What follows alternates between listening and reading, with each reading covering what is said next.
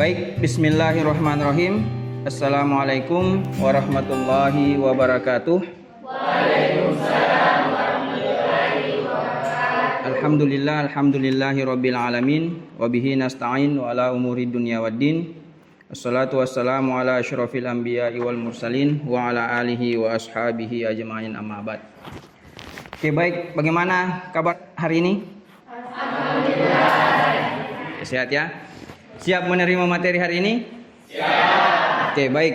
Jadi pada kesempatan kali ini merupakan pertemuan yang kedua atau materi yang kedua pada mata kuliah kita manajemen keuangan syariah, yaitu materi tentang konsep dasar keuangan syariah. Ya. Nah, kalau kita berbicara tentang konsep dasar keuangan syariah, maka apa yang kita harapkan dari adanya materi ini? Jadi yang diharapkan dari adanya materi ini adalah bahwa mahasiswa nantinya bisa memahami dengan baik bagaimana konsep dasar keuangan syariah dan perkembangan keuangan syariah itu. Ya. Jadi konsep dasar berarti kita akan mempelajari apa saja prinsip dan nilai-nilai dalam keuangan syariah. Kemudian apa saja transaksi-transaksi yang dilarang dalam keuangan syariah. Nah, begitu juga nanti akan kita bahas tentang bagaimana perkembangan keuangan syariah mulai dari munculnya sampai saat sekarang ini. Gitu ya. Baik, berbicara tentang keuangan syariah, maka keuangan syariah ini adalah merupakan sistem keuangan yang mengimplementasikan prinsip-prinsip dan nilai-nilai dalam keuangan. Ya, dalam keuangan. Nah, oleh karena itu penting bagi kita mengetahui apa sebenarnya konsep dasar dari keuangan syariah itu. Kenapa? Karena memang saat sekarang ini kalau kita mau melihat bagaimana perkembangan dari keuangan syariah, instrumen-instrumen dari keuangan syariah ini bukan hanya digunakan oleh orang-orang muslim, tapi juga sudah digunakan oleh orang-orang non-muslim. Jadi yang dimaksud dengan keuangan syariah atau konsep dasar keuangan syariah itu kita akan berbicara tentang apa sebenarnya landasan dari keuangan syariah itu, ya. Apa landasan, kemudian apa pondasi dari keuangan syariah. Makanya kalau kita mau berbicara tentang bagaimana membangun sebuah keuangan syariah yang baik, maka tentu ada pondasinya. Kemudian ada tiang-tiang penyangganya dan ada atapnya sebagai tujuan akhirnya. Makanya kalau kita mau melihat pada kalau kita mau membangun keuangan syariah dengan baik, maka tentu kita bisa mengibaratkan seperti membangun sebuah bangunan. Jadi ada pondasinya atau landasannya, kemudian ada pilar-pilar atau tiang penyangganya dan ada atapnya. Nah, berbicara tentang pondasi dari keuangan syariah atau landasan dari keuangan syariah, maka itu ada tiga hal. Yang pertama adalah tauhid, ya. Adalah tauhid, kemudian yang kedua adalah syariah, yang ketiga adalah akhlak. Jadi ini adalah landasan atau pondasi daripada keuangan syariah. Nah, apa yang dimaksud dengan tauhid? Tauhid itu adalah konsep atau komponen landasan, ya, yang berbicara tentang keyakinan seorang manusia akan kebenaran dan kekuasaan Allah Subhanahu wa taala. Jadi dalam artian segala sesuatu yang kita ingin lakukan maka harus didasari atas keridaan dari Allah Subhanahu wa taala. Nah, itulah yang dimaksud dengan tauhid. Kenapa? Karena tauhid ini kita hidup di dunia ini itu hanya diberikan amanah oleh Allah. Ya, kita hanya ditugaskan sebagai khalifah di muka bumi ini. Wa iz qala rabbuka lil malaikati inni ja'ilun fil ardi khalifah. Jadi kita hidup di dunia ini hanya diberikan amanah sebagai khalifah oleh Allah Subhanahu wa taala. Hanya dititipkan amanah. Ya, itu. Nah, ini konsep pertama. Nah, kemudian konsep yang kedua, ini adalah syariah. Syariah ini adalah komponen landasan terkait dengan bagaimana hubungan manusia dengan Tuhannya atau hablum minallah. Nah, begitu juga bukan hanya itu, tapi hubungan juga manusia sesama manusia atau hablum minan nas. Nah, ini konsep dasarnya syariah. Kemudian akhlak ini adalah bagaimana tingkah laku, bagaimana perilaku seorang muslim itu menjadi atau mencerminkan seorang muslim yang baik, yang berdasarkan pada asas tauhid dan juga syariah ini. Nah, makanya landasan atau fondasi ketiga ini haruslah kuat untuk membangun sebuah konsepsi atau sebuah bangunan keuangan syariah. Ya. Nah, kemudian selanjutnya adalah pilar atau tiang penyangganya. Nah, pilar atau tiang penyangganya ada 3. Yang pertama adalah keadilan, ya, keadilan. Kemudian yang kedua adalah keseimbangan. Yang ketiga adalah kemaslahatan. Nah, kemudian yang terakhir, tujuan kita dalam keuangan atau sistem keuangan Islam itu adalah al-falah. Nah, al-falah yang dimaksud di sini adalah bagaimana kita melakukan transaksi-transaksi keuangan di dunia. Tujuannya adalah untuk bagaimana kita mampu sejahtera di dunia, begitu juga sejahtera di akhirat. Nah, itu adalah tujuan kita melakukan transaksi. Kita sebagai seorang muslim meyakini hal itu. Nah, ini dia menjadi perbedaan antara kita dalam keuangan syariah dengan keuangan-keuangan konvensional yang lainnya. Kenapa? Karena mereka hanya berlandaskan pada bagaimana mencapai kesejahteraan yang di dunia saja. Ya kan? Akan tetapi tentu kita tidak bisa menyalahkan. Tidak bisa kita salahkan bahwa keuangan Islam adalah sistem keuangan yang baik, kemudian sistem keuangan konvensional adalah yang salah. Tidak bisa seperti itu. Kenapa? Karena masing-masing memiliki sistem, masing-masing memiliki metode, masing-masing memiliki cara, ya kan? Masing-masing memiliki sistematika dan seterusnya. Oleh karena itu silahkan, ketika ada yang meyakini sistem keuangan konvensional benar, silahkan. Karena mereka meyakini ada sistem, ada metode di situ. Sampai sini kira-kira ada yang mau bertanya? Oke, silakan. Terima kasih sebelumnya atas kesempatan yang telah diberikan.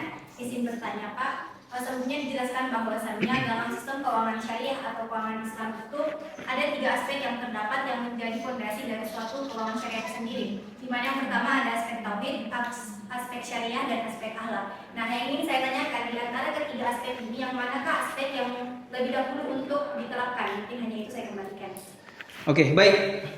Jadi sesuai dengan pertanyaannya terkait dengan fondasi atau landasan utama daripada rancang bangun atau konsepsi dari keuangan syariah.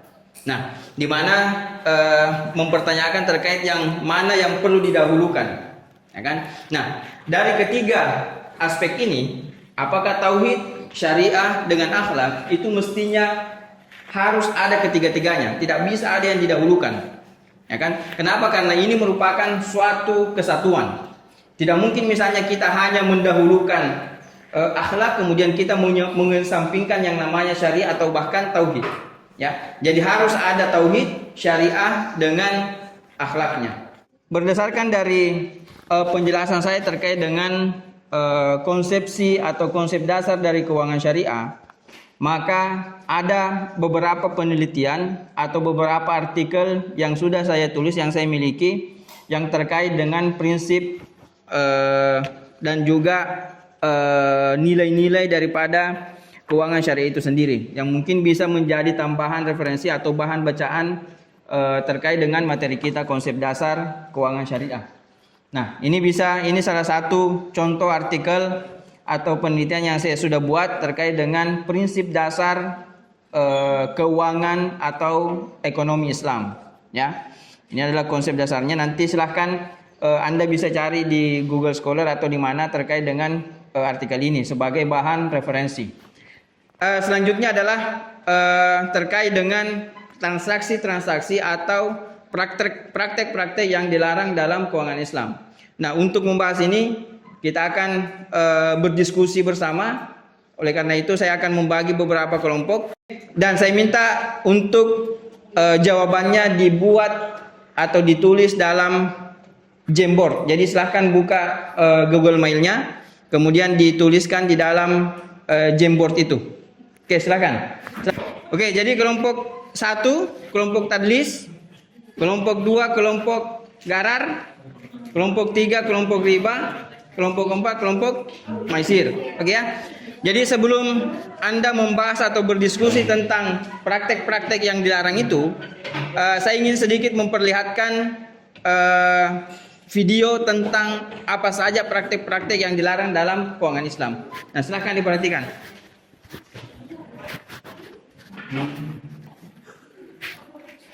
Dengar ya.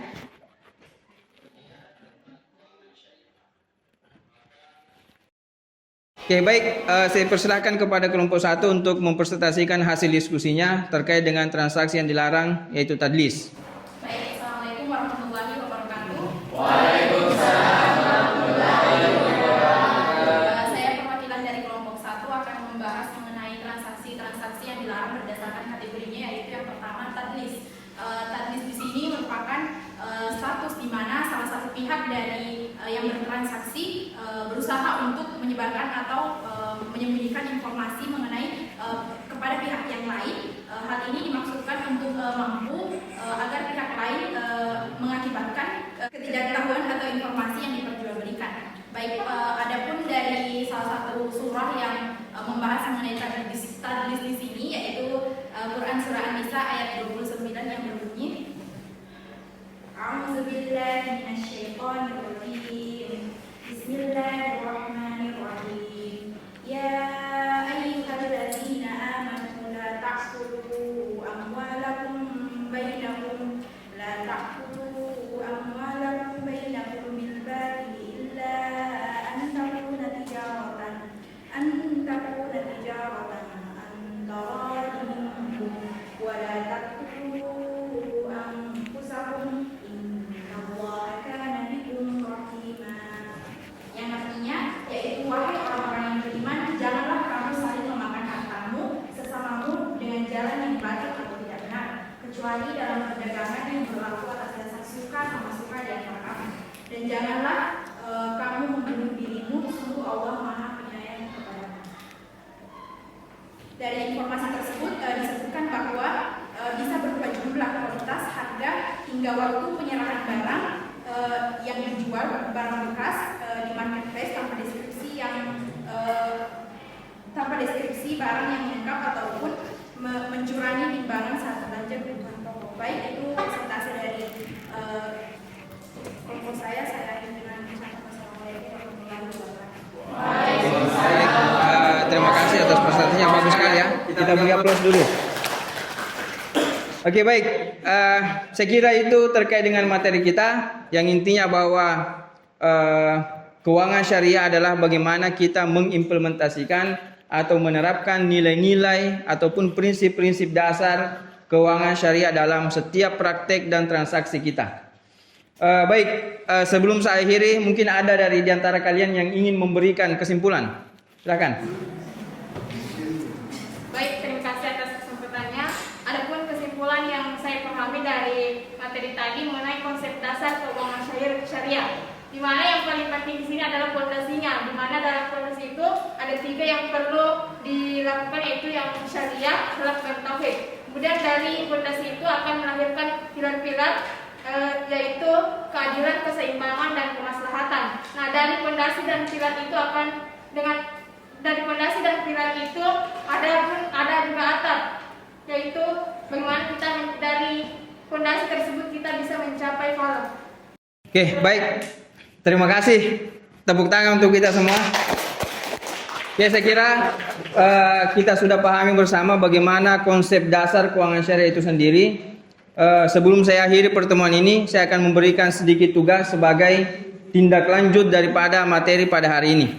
Di mana tugas ini adalah bagaimana Anda membuat sebuah roadmap atau peta konsep tentang mulai dari munculnya keuangan syariah, kemudian kapan dia berkembang, dan akhirnya bagaimana kondisi keuangan syariah pada saat sekarang ini. Kemudian Anda juga bisa membuat yang namanya master plan.